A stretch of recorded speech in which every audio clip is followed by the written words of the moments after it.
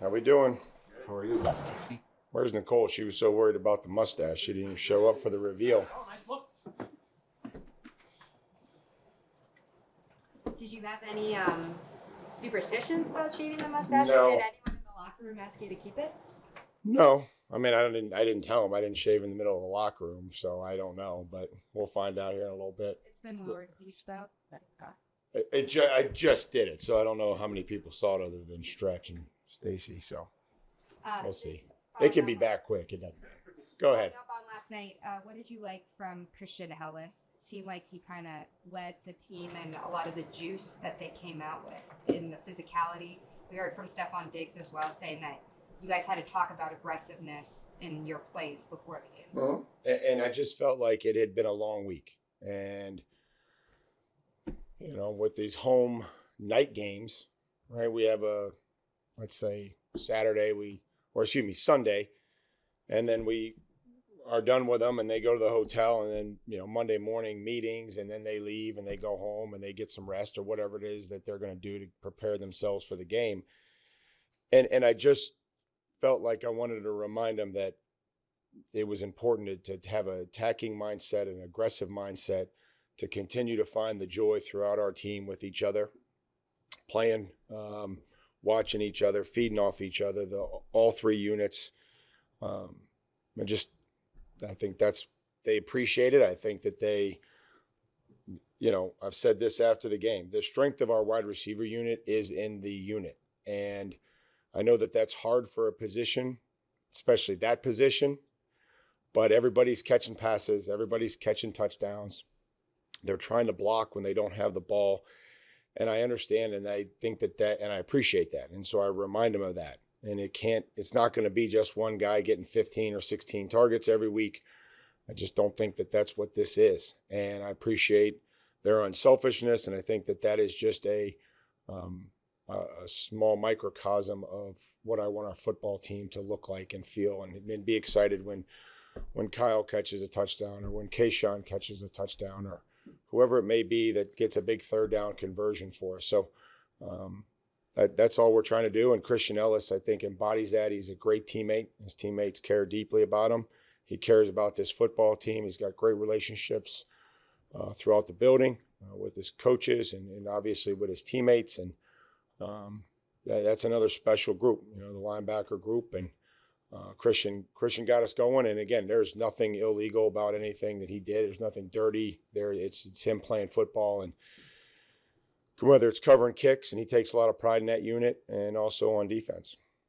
After getting a chance to go back and watch the film, how do you think the left side of the offensive line? Good. I thought that they were excited about playing, and I think that is probably the thing that pleases me the most, is that they wanted it. Ned Verdarian wanted to go out there and play and compete and block, and Ben, fought and battled. And I know he had a holding call, which, I think was close. I mean, they called it, you got to stay inside out, but I've seen worse. There was worse yesterday, but that's what they called. And, but they were excited about playing, and they were prepared, and they were ready to go. So, that's kind of what you have to do at this time of the year, or any time in the National Football League, is be ready to go. No different than Thayer Munford coming in there from Cleveland and helping us, and being ready and going out there and helping us in his opportunities. And we know what happens there. You probably get more opportunities. Like, aside from his speed, what allows Marcus to just see things the way he sees them? Well, I think that's a great thing for him. I think that's a great question for him. What do you see? And I think the easiest way for me is whether he's fitting to run and on defense as a nickel, or he's blitzing, as I said, just, I guess, try to pretend like you have the football in your hand and you got to weave through traffic and you got to make these guys miss. And he thinks he's 6'4", 250 pounds. And so I always tell him on a run, like, you don't have to hit these guards, and you don't have to run into them on a run. Like, you can slip and duck and dodge and do whatever. So I think it's a mentality, it's a mindset to be able to do that, to run through the smoke, days of thunder style. And I think he got great effort from the guys blocking for him. We took care of the gunners.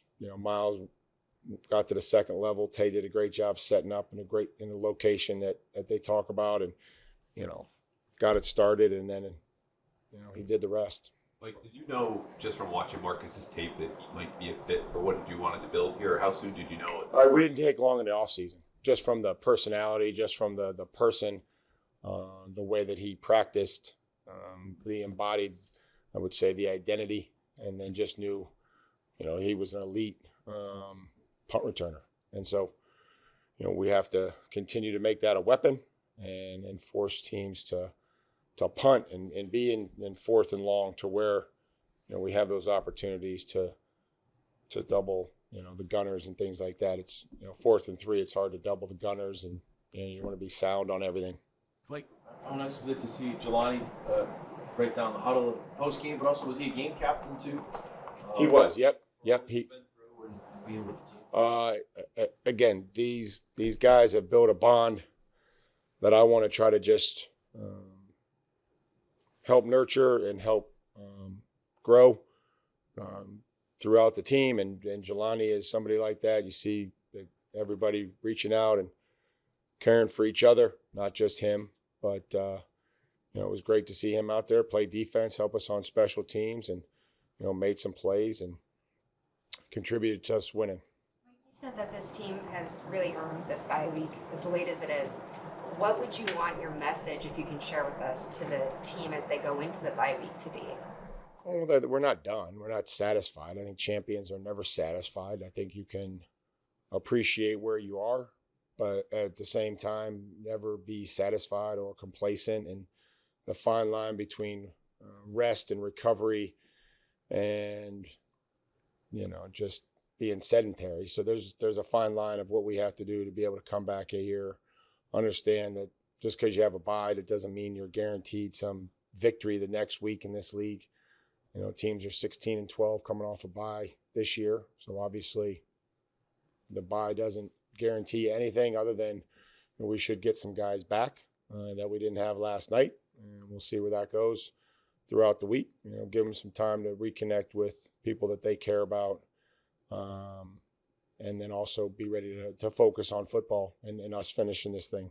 Mike's played and had against the Blows last night. Was that just a conscious decision you're in the game that put him a little bit more on Yeah, I think that just playing everybody and where we are in the season, and Harold was in that category as well. So we got a lot of trust in everybody that's here, and be ready to go, and just try to get everybody ready for this next week.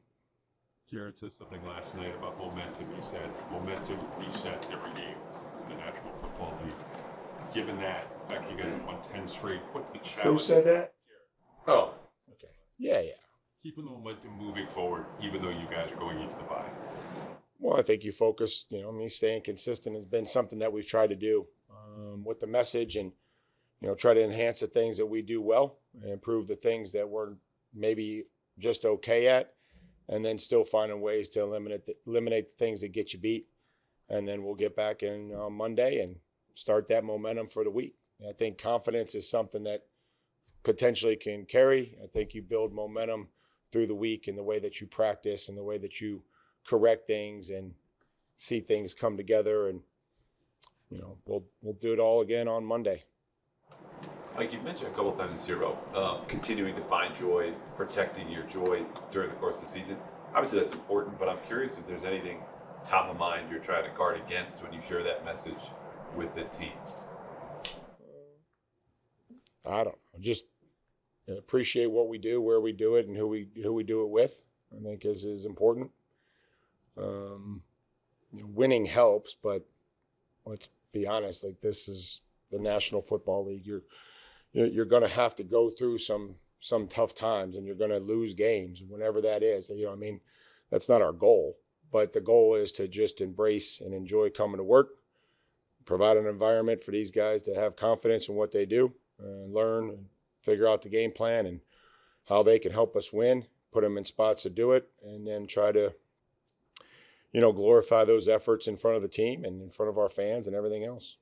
I know you couldn't resist the Monday Night Football carrying it into December, but November, what did that mean to you and the Mike Cause Mike Cleats to be able to do that? Well, first of all, I appreciate what our players do outside this football team and in the community. It's important that they take their platform and their gifts that they've been blessed with and share that with other people. I do know that that's something that's important to a lot of guys on this team. So for them to be able to do that, I think is a great thing on Monday night, to bring awareness to the things that are important to them. I was able to share in that and bring awareness to men's health, and just not a spring chicken anymore. So we all have to focus on being around for our families and providing for them and making great decisions to take care of our bodies, take care of our health. And I appreciate Gillette and everybody allowing me to bring awareness to that. Mike, how important has it been to the success of your offense that Drake is really seemingly willing to throw to anybody? I'm just thinking of the touchdown to Kyle last night. That's a connection that hasn't worked, necessarily 100% of the time this season, but he's still. Well, they're never going to be 100%. No connection is going to be 100%. Don't cut me off, Phil. Nobody's going to be 100%. I've said this to you and to Drake and everybody else. The quarterback's job is to throw to the person that's open in the progression when they're open. Because if you don't do that, then you wait things out and you complain about strip sacks or you complain about getting hurt. And that may be a 5-yard completion and a drop step and a knife for 8 or 9 yards. And if we're lucky, it's a first down. But I think he's done that. And I think that what I talked about with the receivers of just saying, hey, go run my route to win. And I may be on the front side of the route or I may be on the back side. And I think Todd's tried to do a good job of explaining to them, hey, you've got some time. You're not the fourth read. Like, he doesn't say they're the fourth read. He says you got some time because you're going to be backside on this and the quarterback's going to progress through.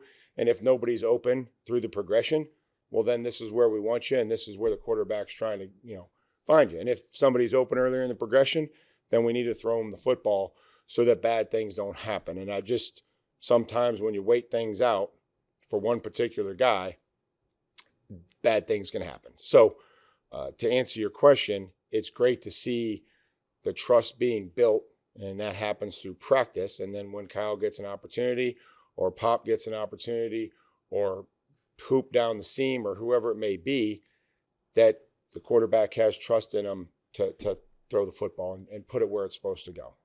Coaching receivers is not, you've sort of referenced it. A lot of guys want the ball. And it's not Well, easy. we want him to want the ball. What made Todd a good fit for that role? I think Todd is very knowledgeable. I think he builds great connections with his players. He makes it, there's a lot of trust there. He gives them exactly what they need, what each individual needs. Matt Collins is different than Steph, and Pop's different than Booty, and it's just the personalities of every player on this team. And the vision that I had for it is what it is. And again, we got a long way to go. But I do, having coached quarterbacks, I think that was an interesting transition, is to be able to explain it in the eyes of a quarterback so that the receivers know, hey, this is what the quarterback's being told on this particular play. And if I don't have spacing or I don't have separation or I don't have a stem or whatever the quarterback's looking for, an indicator or whatever it may be, then I'm probably not going to get the ball. So I do feel like that's been a positive way to approach that, coaching that position. Thank you, guys. Locker room's open?